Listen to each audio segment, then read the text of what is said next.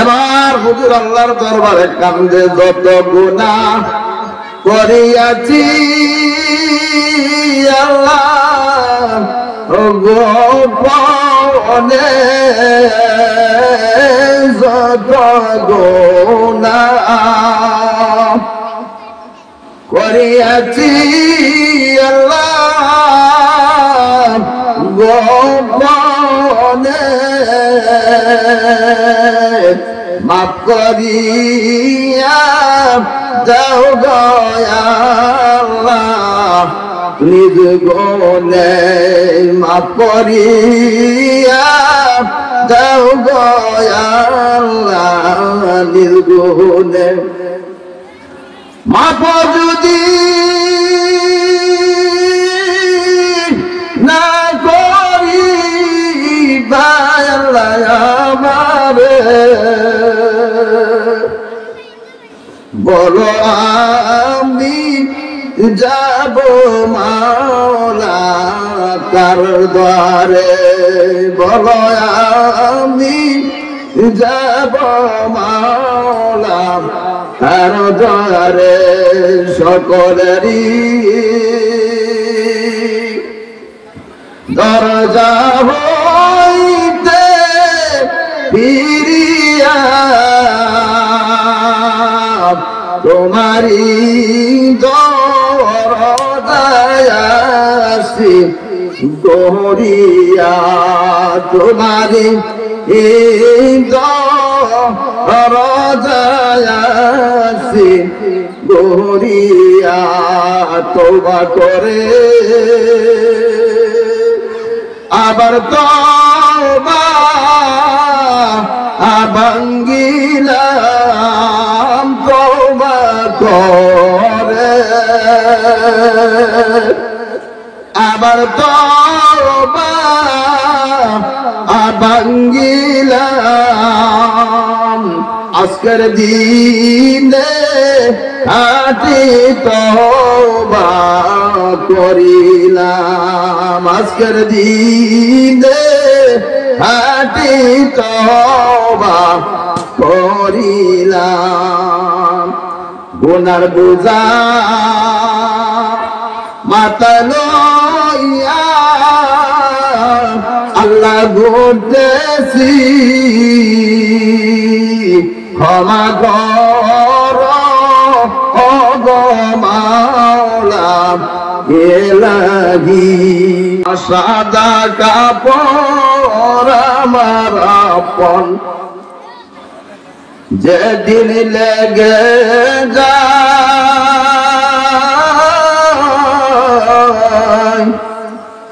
সেদিন আমায় দিও তোমরা জনমের বিদায়, গাটা ভাঙ্গা পানি দিয়া গোসল দিও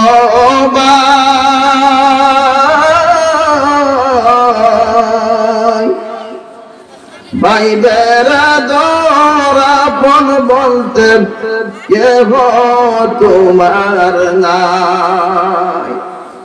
মুসলমান আম্মারা আমার, কাপনের সাদা কাপড় পরিয়া যেদিন তুমি বিদায় হয়ে যাইবারে আম্মা, দুনিয়াতে যত নেক আমল করেছো মারে মা, ওই নেক আমল গুলি তোমার কবরের সাথী হয়ে যাবে। দুনিয়াতে যত বদ আমল করেছো, গুনাহ করেছো রে মা, গুনাহ গুলি তোমার কবরে যাইবে। হ্যাঁ মুসলমান আম্মা রে মা, এই জন্য বলি রে আম্মা, রাত্রে যখন ঘুমাইতে যাও, সারাদিন যে গুনাহগুলি করেছো, এই গুনার কথা স্মরণ করিয়া মাওলার দরবারে তওবা করবা। মাওলার দরবারে যদি ডাক দিয়া বলো, আল্লাহ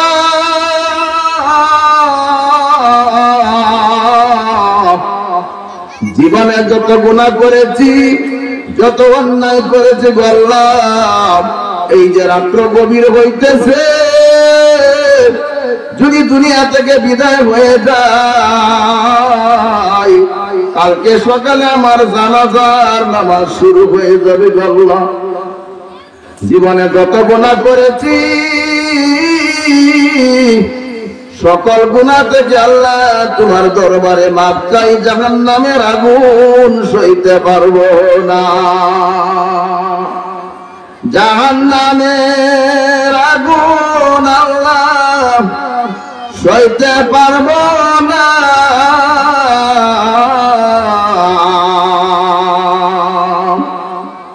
জাহান্নামের আগুন মাওলা সইতে পারবো না।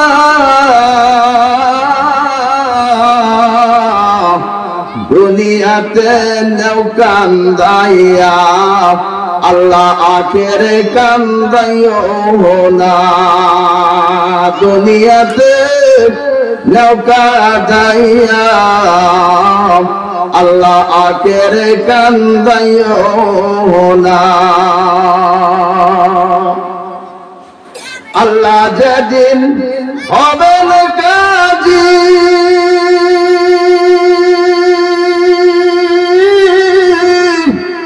উকিল হবেন দয়াল নবীজি, যারা যারা নাকি বদিন সব হবে মাসুমা।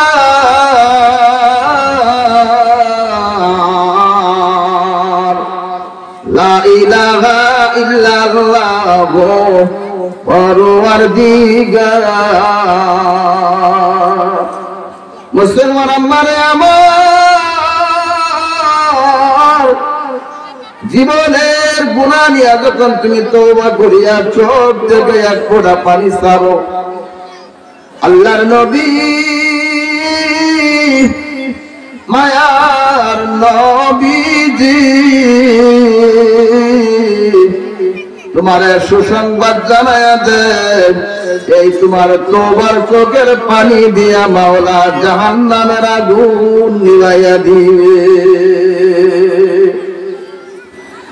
মুসলমান আমার আল্লাহর এক বান্দা একদম গরিব মানুষ, সমাজের মাঝে গ্রামে গ্রামে ভিক্ষা করিয়া খানা খায়, জীবিকা উপার্জনের জন্য তার সহায় সম্পদ নাই, বাড়িঘর কোনো কিছু নাই। আম্মা মানুষের দুয়ারে দুয়ারে ভিক্ষা করিয়া খাইতো, কিন্তু মানুষটা যদিও গরিব কিন্তু চরিত্র খুব ভালো ছিল রে আম্মা, কোনদিন দুই নাম্বারি করে না, মানুষের কাছ থেকে ছায়া ছায়া খায়। ওই এলাকায় একজন আলেম মানুষ, হুজুর মানুষ, প্রতিনিয়ত তাকে ভিক্ষা দিতেন, ভিক্ষা দিত রে আম্মা। ভালো করে শুনো, ভালো করে বুঝো, জাহান্নামের আগুন কত কষ্ট রে আম্মা। হঠাৎ করে ফকিরের অসুখ হয়ে যায়, 5-6 দিন পর্যন্ত ওই হুজুরের বাড়িতে ভিক্ষা করতে যায় না। হুজুর মনে মনে চিন্তা করেন, ওই মিসকিন মানুষটা, ফকির মানুষটা মনে হয় অসুস্থ হয়ে গেছে, কেন ভিক্ষা করতে আসে না, তার একটু খবর নিয়ে দেখি। আল্লাহ ওই হুজুর মানুষ ফকিরের বাড়িতে যায়, ঘরের দুয়ারে ডাক দিয়ে বলে, রে বাবা ঘরে আসনি, ঘরে আসনি। ফকির ঘরতে ডাক দিয়ে বলে, হুজুর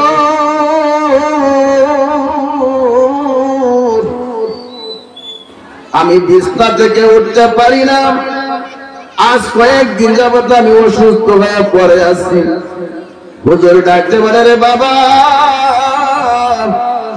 আমি যে তোমার প্রতিদিন ভিক্ষা দিতাম, তুমি কেন যাও না? তোমার খবর নেওয়ার জন্য আসছি রে বাবা, তোমার ঘরে আসতে চাই। ফকির ডাকতে বলে, হুজুর আমার ঘরে আসেন, দুনিয়াতে আমার মা নাই, আমার বাবা নাই, আমার ভাই বেড়াদর কেউ নাই, আমার বিবিও নাই, আমি একা একা ঘরে শুয়ে আছি। আল্লাহর ওলি হুজুর মানুষ ঘরের ভিতরে যায়, ওই ফকিরের মাথার মধ্যে হাত দিয়া বলে, রে বাবা সবুর করো, আল্লাহ তোমারে সুস্থ করতে পারেন। এই বলিয়া ফকিরকে নিজের হাতে খানা খাওয়াইয়া যখন বাহির হয়ে আসেন, মুসলমান বাবারে আমার, ভালো করে বুঝো রে বাবা, ভালো করে বুঝো।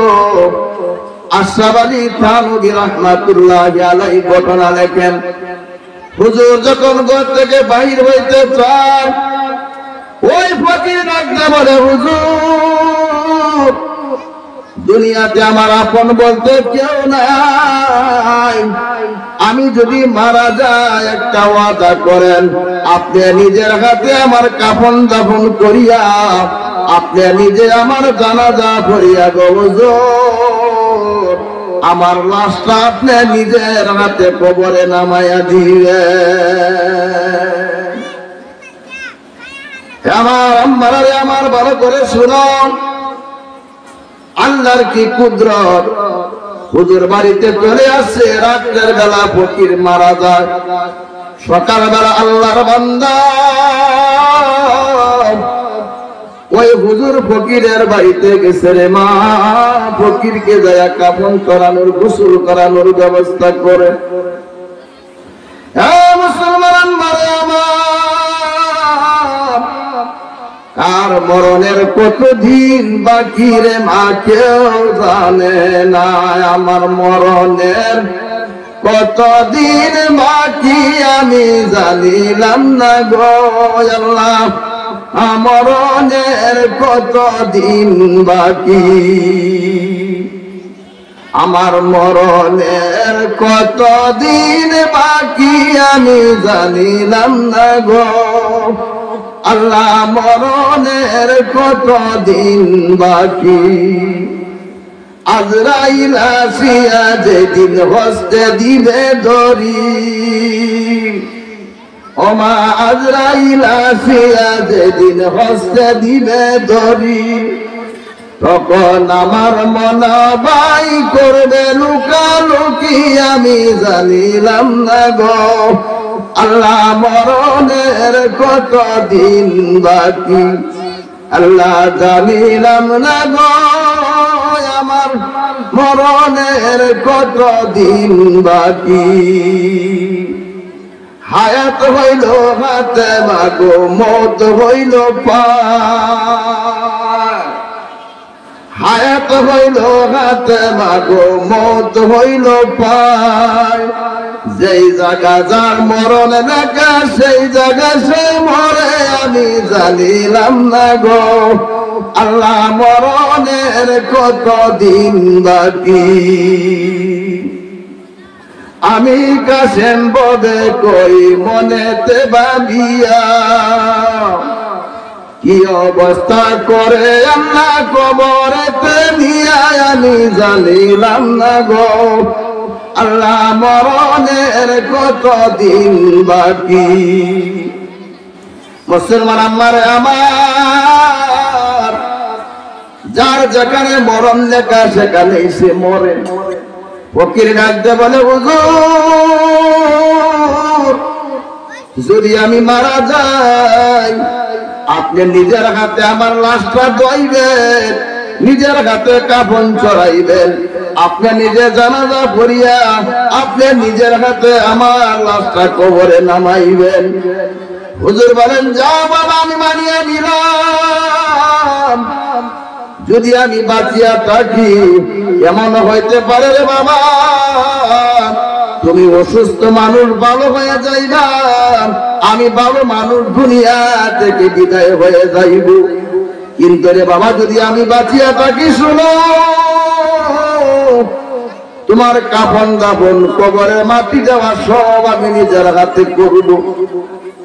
রাত্রে যখন ফকির মারা যায়, সকাল বেলা হুজুর আসিয়া গরম পানি করিয়া লাশ ধুইতেছেন, কাফনের কাপড় পরাইয়া রে মা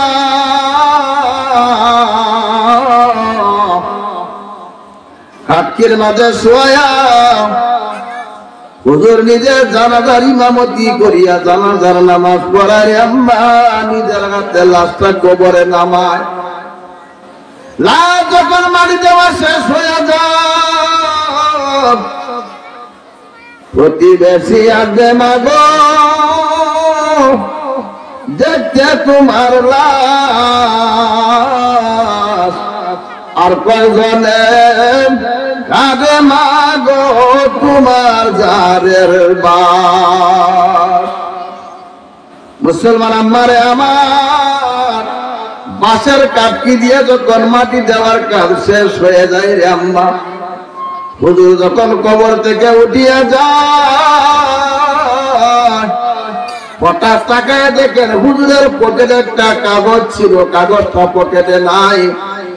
হুজুর মনে মনে চিন্তা করলো কাগজটা মনে হয় কবরের মাঝে পড়িয়া গেছে। এবার হুজুর চিন্তা করলেন কাগজটা অতি প্রয়োজনীয় কাগজ, এই কাগজটা যদি না উঠাই আমার সমস্যা হবে। মারে মা ভালো করে শুনো, কবরটা একটু পাঠ করিয়া দেখে কাপড়ের উপরে কাগজটা পড়িয়া রয়েছে। আল্লাহ বান্দা যখন হাত দিয়ে কাগজটা উঠাইতে চায়, আমারে আমার একটা বাঁশের খাটকির আস্তা লাগিয়ে একটু হাতটা কাটিয়া যায়। হাতটা একটু সামান্য কাটার কারণে আম্মা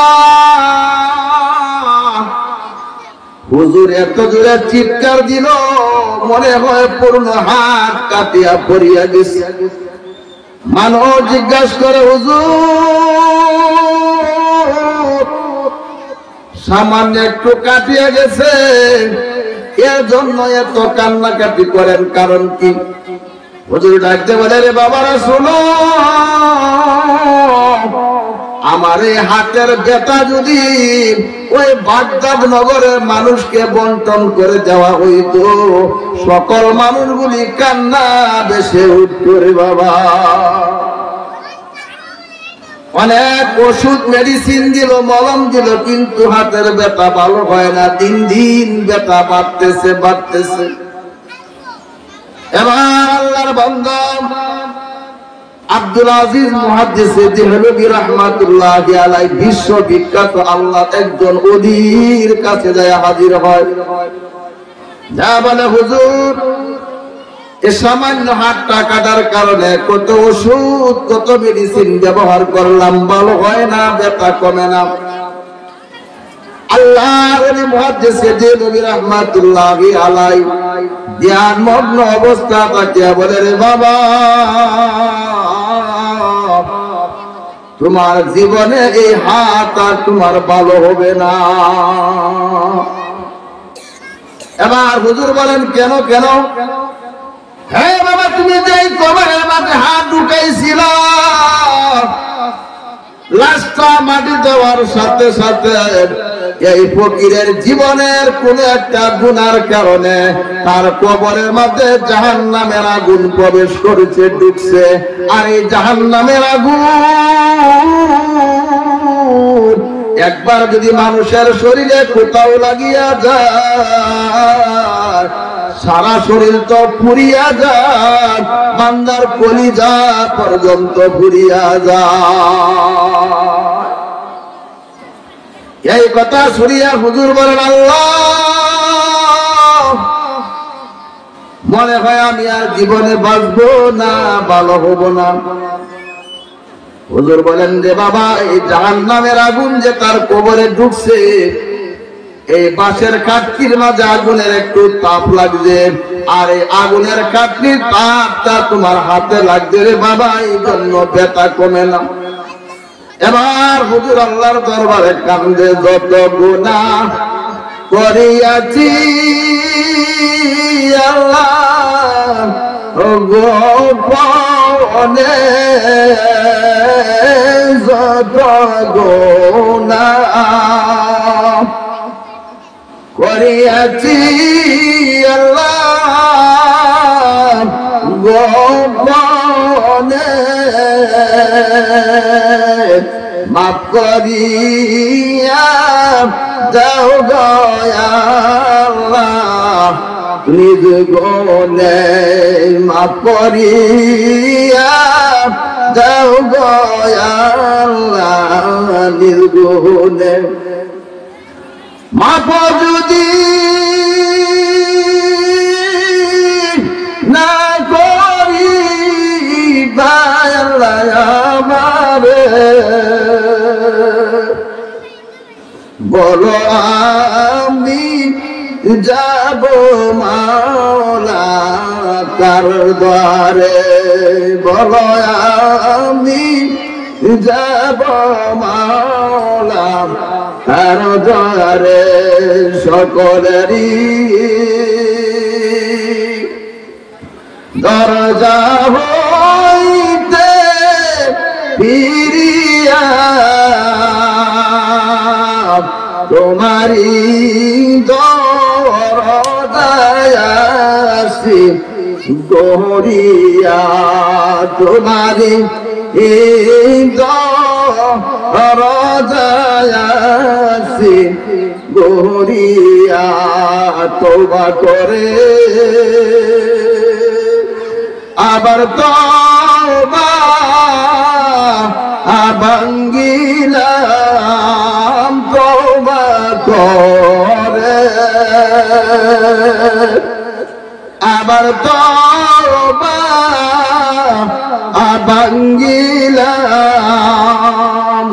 আজকের দিনে হাটি তওবা করিলাম, আজকের দিনে হাটি তওবা করিলাম।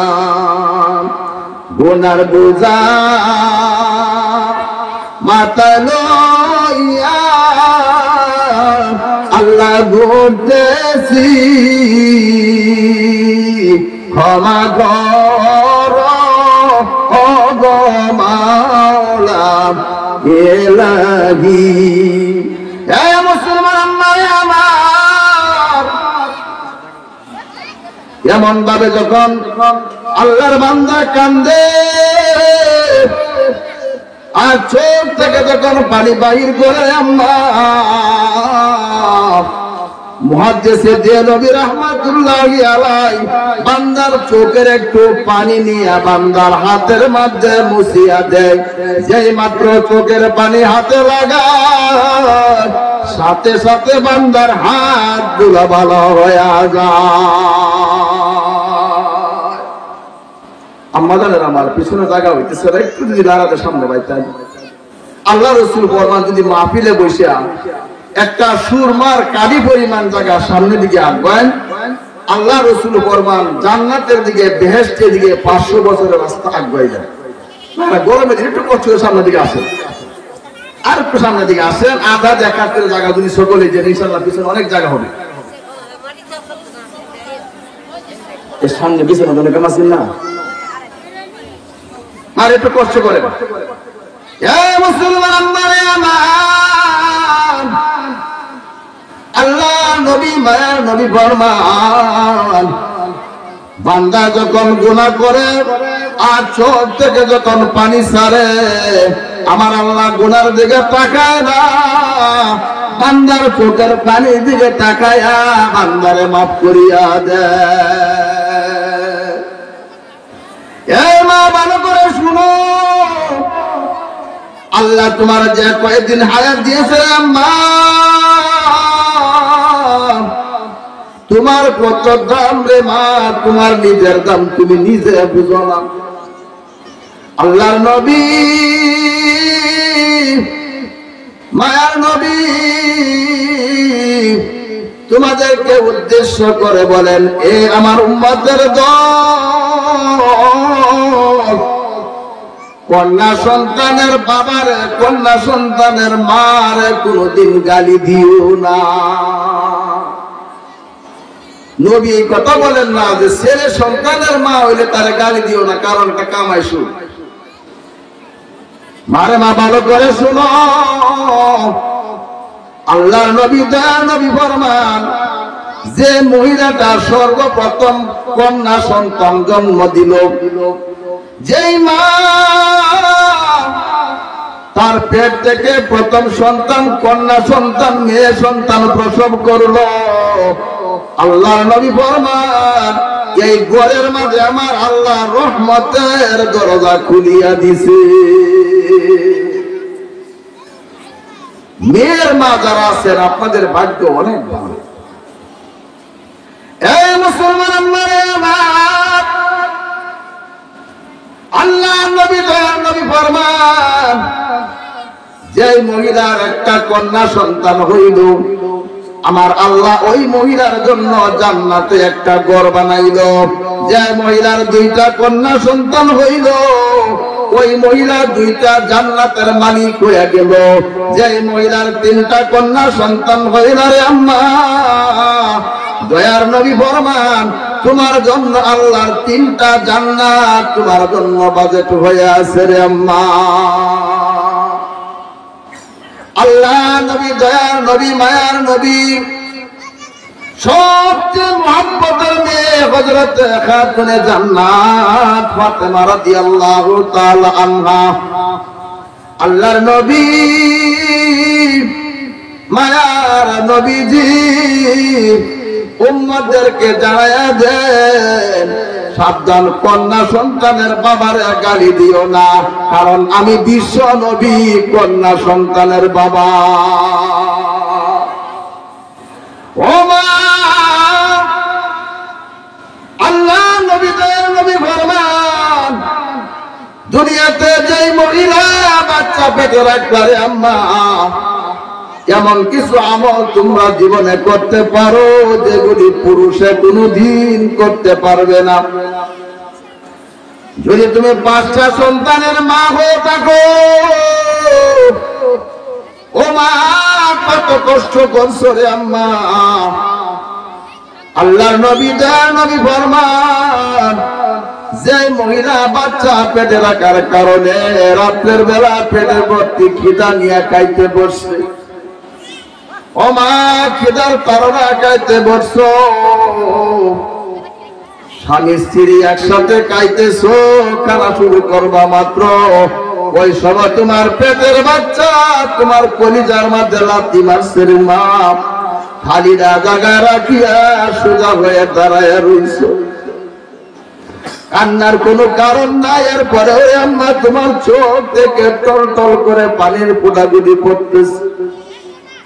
তোমার স্বামী ডাকতে বলে রে বিবি,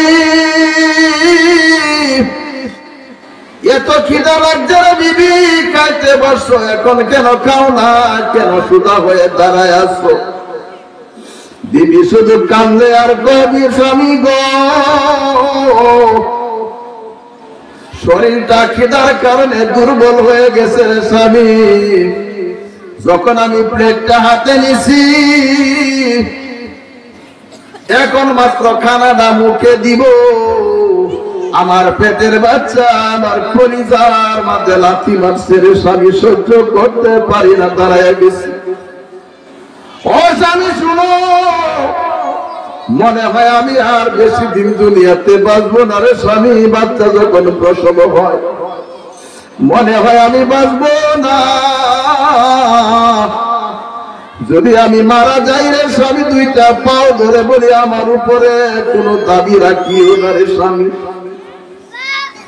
ও স্বামী শুনো, আমার আরো 2-4টা সন্তান আছে,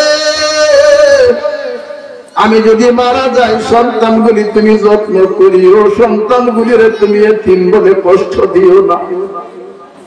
দ্বিতীয় বিবি যদি গ্রহণ করো, আমার সন্তানগুলির তুমি যত্ন করিও, কারণ সৎ মা আমার সন্তানগুলি যত্ন করবে না। এই বলিয়া বিবি শুধু কান্দে আর কান্দে, ছোট থেকে পানি ছাড়তেছে, আল্লাহর কাছে দোয়া করে, আল্লাহ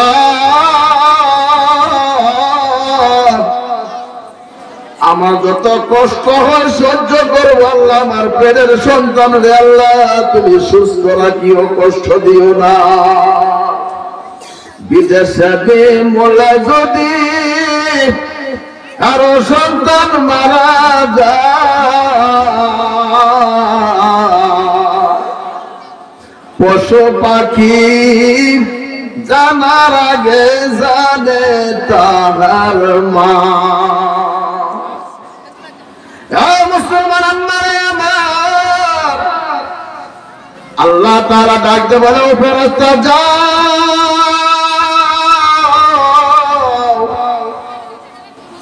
অমুক ঘরে যায় দেখো আমার একজন বান্দি বাচ্চা পেটে রাখার কারণে পেট করে খাইতে পারে না, তারাই আছে।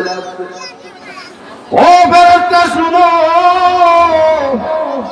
আমার বান্দারে যায় বলো সে যে পেট ভরিয়া খাইতে পারে না, এই কারণে আমি আল্লাহ তার আমলনামা 10টা মাস রোজা টাকার সওয়াব দিয়া দিলাম।